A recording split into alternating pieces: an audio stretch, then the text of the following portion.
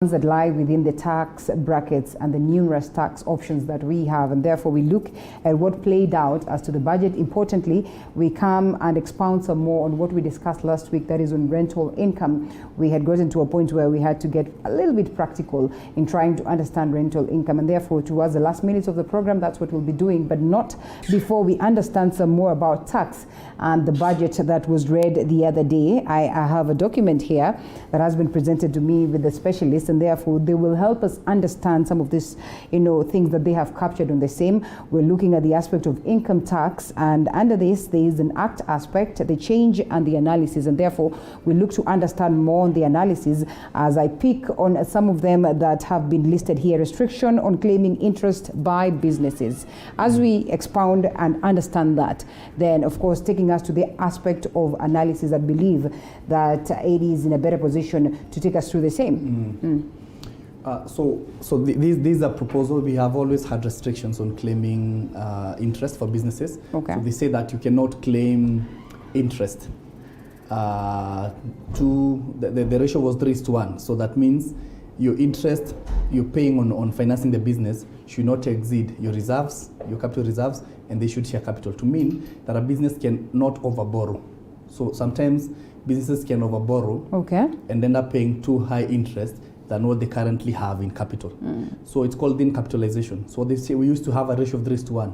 So now we've changed and said we are now saying we'll only allow you to claim anything below 30% of what you have earned before you deduct your interest, amortization, and depreciation. So, and that's a change. And for most businesses, I think for accounting purposes, we'll start doing this from the 1st of July. All right. So meaning that it's going to happen immediately. So this is to essentially prevent companies from eroding taxes and paying loans elsewhere, especially where companies are owned by foreign companies. They end up paying the money elsewhere and not paying taxes here. So it's a significant change. Of course, it's bound to punish smaller companies, and they say sometimes we have an insensitive government whereas we are supposed to be attracting investment in startups. Now, if we start telling them if they overfinance a business, you'll tax them, then there'll be very few people willing to come and finance these businesses. So, of course, we have to see what this will mean for startups.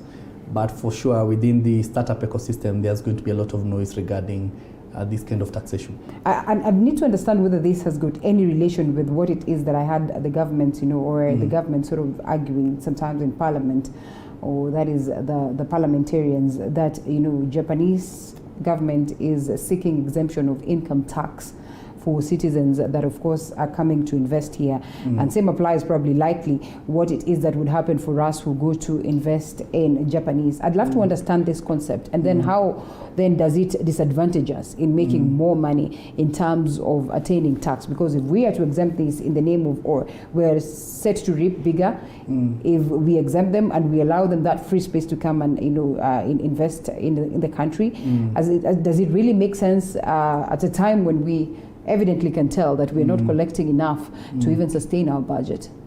So it's more or less related, but it's on a different note, because what the government does is to create a special economic zones, and they say for any person investing in this space or from treaty-based concessions, then they'll give certain exemptions. So the advantage of doing that is that you can stimulate the economy from specific areas that you feel the economy needs to grow. During the break, we were discussing agriculture, for example. They'll say anyone who's coming to invest, for example, from Japan coming in Kenya to invest in a factory in Kenya, they classify it as a special economic zone and say, if you're under SEZ, then we'll not charge you tax, or we'll give you rebates or tax holidays, or whatever the treaty, then the treaty between the countries is. Now, the disadvantage of doing that is that kind of growth is very artificial. Is very fear, because it means that the government is actually regulating that growth. But the provisions that we're saying on restricting income is to mean that if I compare a company that has existed for 10 years and one that is starting right now, of course, the one that has existed for 10 years is likely to have more cash flows generated internally. It doesn't have to borrow to run from a day to day. But if you say that a company that is starting up will be charged if it borrows more than 30% of its capital, and remember the nominal capital for most startups is 100,000. So if they borrow beyond their reserves and issued share capital, then you can actually start constraining development and growth. I don't think, and I don't see the point in having this proposal. But then again, the government does pass policies sometimes without thinking about the larger implication on the economy.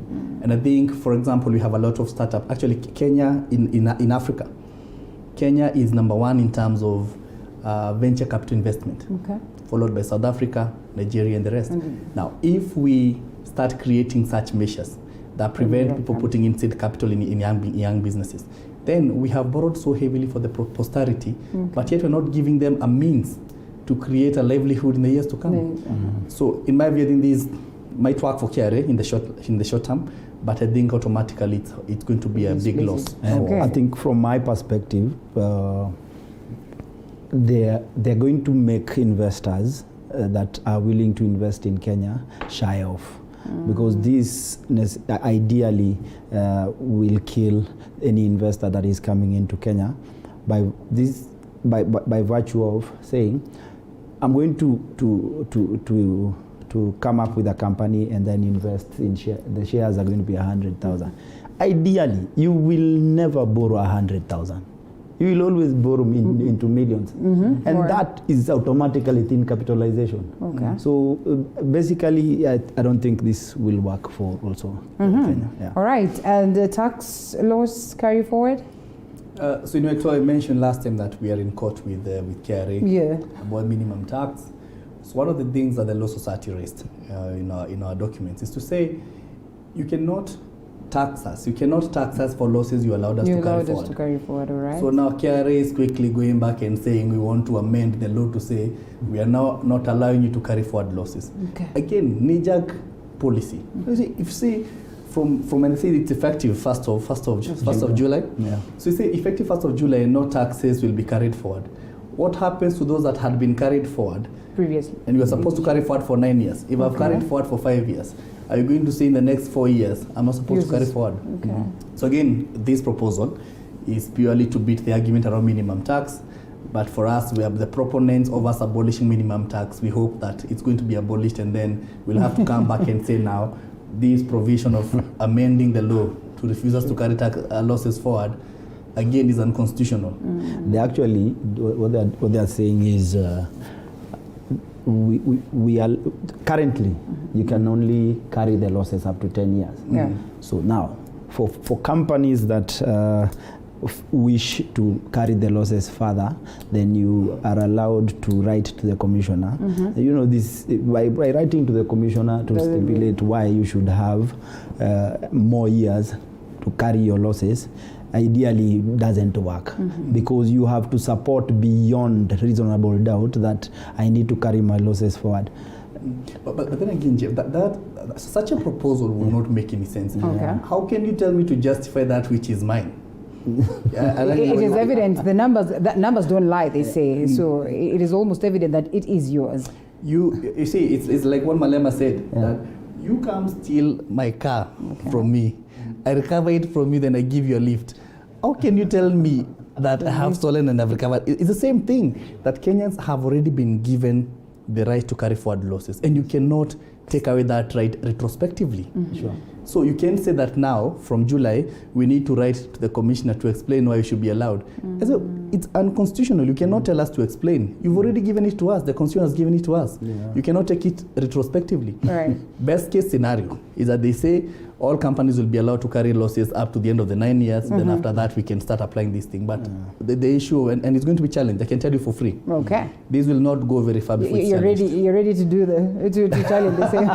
You're so confident about that. All right. We have a couple of them, of course, on the control, permanent establishment, county by county reporting. So if you look at control, permanent establishment, and county by county reporting, so all these are tied back to what the government has been doing. Remember, they were saying that we need to register there was a requirement for all companies to update beneficial ownership. But the government is trying to find out who are the underlying owners of companies. So we have had a regime where I incorporate a company, I'm a nominal director, but I'm holding shares on behalf of Jeff. Jeff is unknown to the government, and therefore he controls my company without the government knowing. So all these provisions, and sometimes the government does work towards something. Rarely will the government not be working towards something. albeit sometimes the government is too short term, but they're of course working towards something. Yeah. So these provisions, one for control is to say that they want to understand who is controlling the business and ensure that this person is also accounting for taxes. So country by country reporting is for group companies. So we have multinationals which are headquartered in Kenya, but they have operations across Africa, across the globe. So they're being told, you are also going to be reporting to us what you're filing in other countries. So that is important because KRA is trying to regulate what we call transfer pricing, where people are going to take their profits to fund activities in another country and tell KRA, now you see we don't have money, we made a loss. But then they've transferred significantly amount of money to other countries. So country by country report is going to help address that. So the permanent establishment rules is to say, so we tax businesses based on residence. So we say if a company is resident in Kenya, then this company should pay taxes in Kenya. But then that rule is being qualified to say permanent establishments that are older than 91 days. That means that the company needs to be here for more than 91 days. Of course, creating a window for short-term joint ventures, where you can come in and say, I want to do a joint venture with Linda for viability, 3 or 4 months, or 3 months. But on the 4th month, after 91 days, I'll have now to file my taxes here. So it's of course a change from what was there. But I think it's just to align with what OECD has been doing with other countries.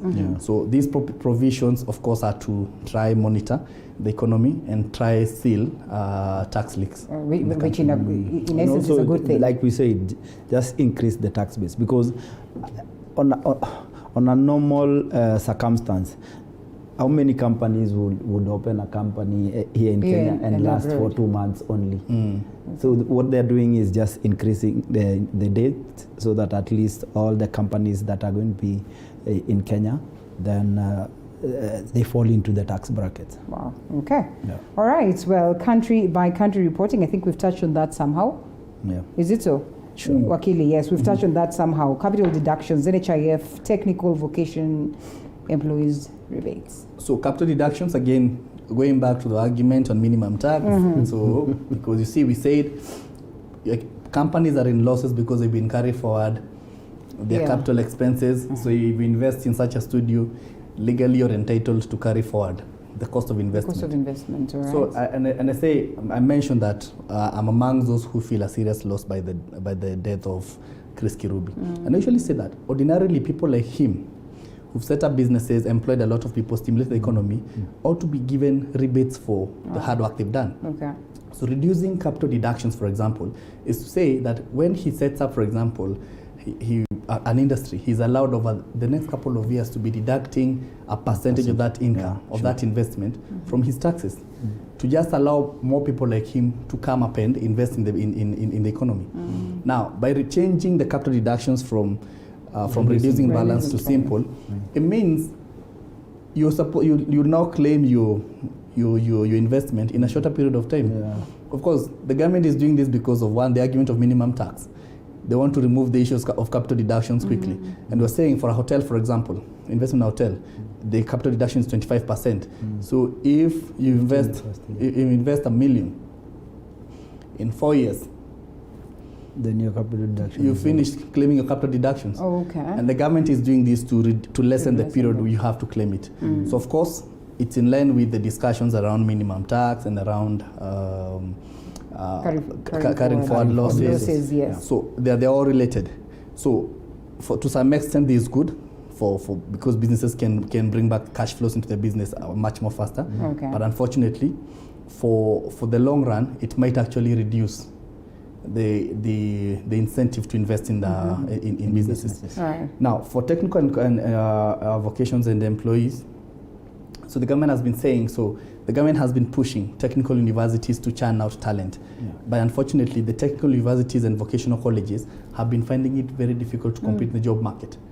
Because of course, I think we have this Western preference that degree is better. But then you remember, these are people who are trained using government resources. And the vocational trainings are mainly skill-driven, not intellect-driven. So the government is saying, if I employ someone from such a college, then I'm allowed 50% to claim 50% of the salaries I pay. Of course, if I have to make that decision between a graduate and someone in vocational training, for tax purposes, I'll choose one who's in vocational training. So it's just to stimulate the absorption of such students.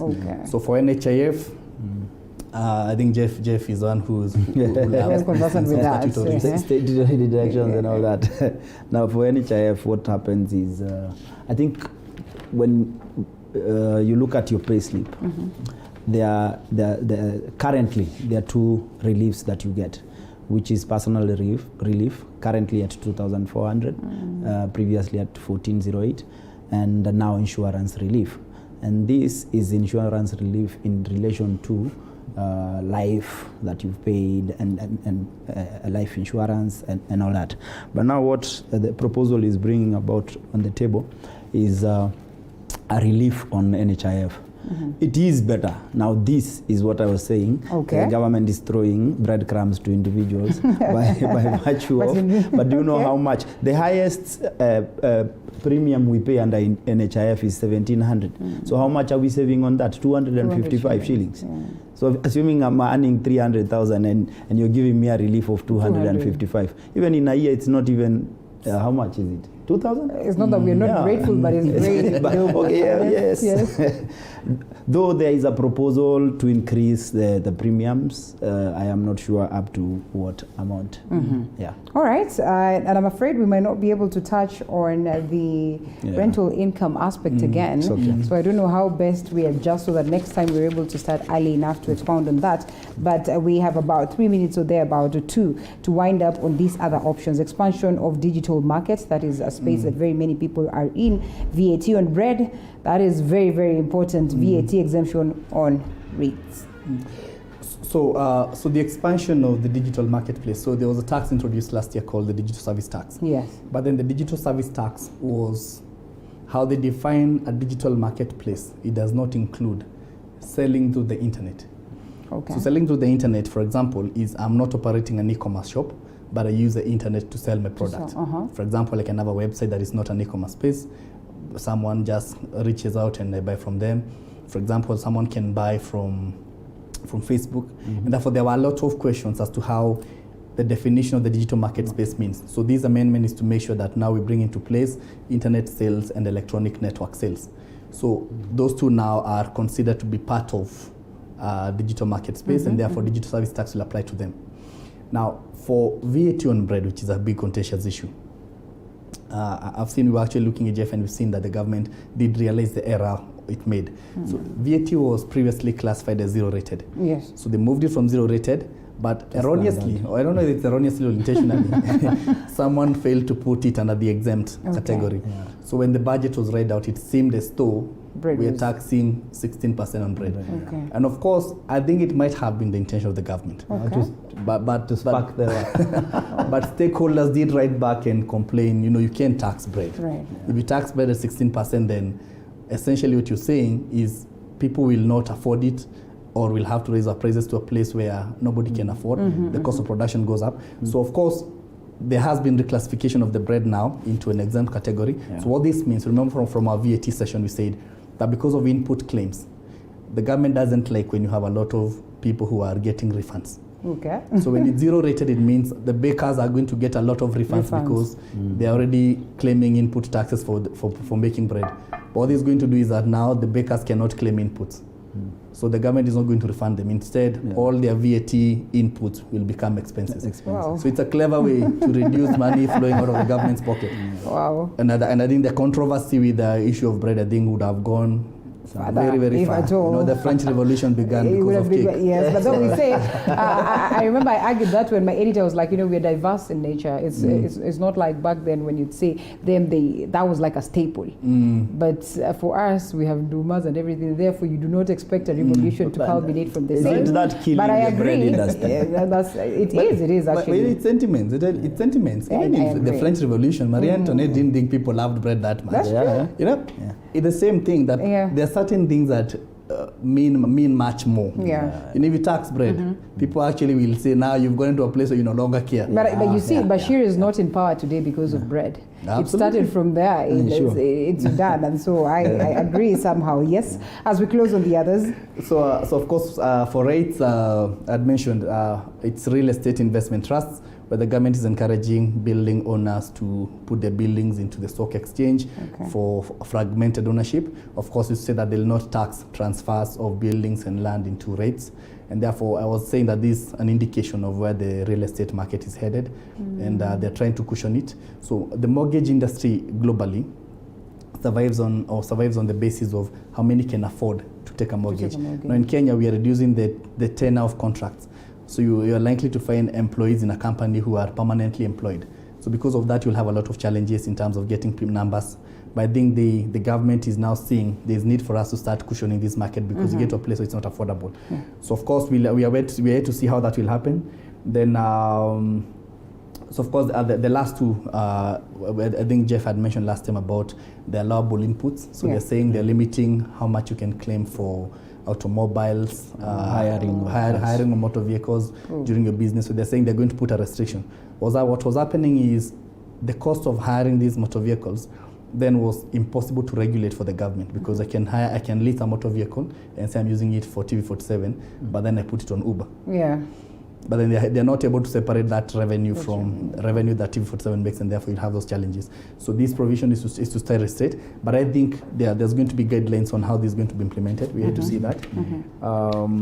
Then of course the last one is in line with what I've just mentioned, separation of groups. So companies that are operating as a group will now be required to obtain a VAT registration for each line of business. Again, to avoid the government refunding, because our government doesn't like spending money. So we are yet to see most of these proposals, and most of the last ones on VAT. Regulations need to be put in place for us to be able to see what this means for the economy. All right. Well, thank you so much, gentlemen. Sadly, we have to close it at that. No problem. But I hope that next week then we prepare better, so that at least we do not have to leave some things hanging. Edwin Thiongo, tax lawyer, and Geoffrey Nyamayeria. I got it right. Yeah. All right, I got it right this time around. Yes, I had to master. I'll have to get you the Kisii accent. Nyamayeria. Nyamayeria. Nyamayeria. Oh my goodness. Thank you so much, tax accountant with KCK. We close it at that as we look forward to see you again tomorrow. Thank you so much for your feedback. All this we'll be looking at as we expound, that is next week, and also we learn more on the income or the rental income tax and the filing processes that are involved. Thank you so much. I see you again tomorrow. My name is Linda Alena.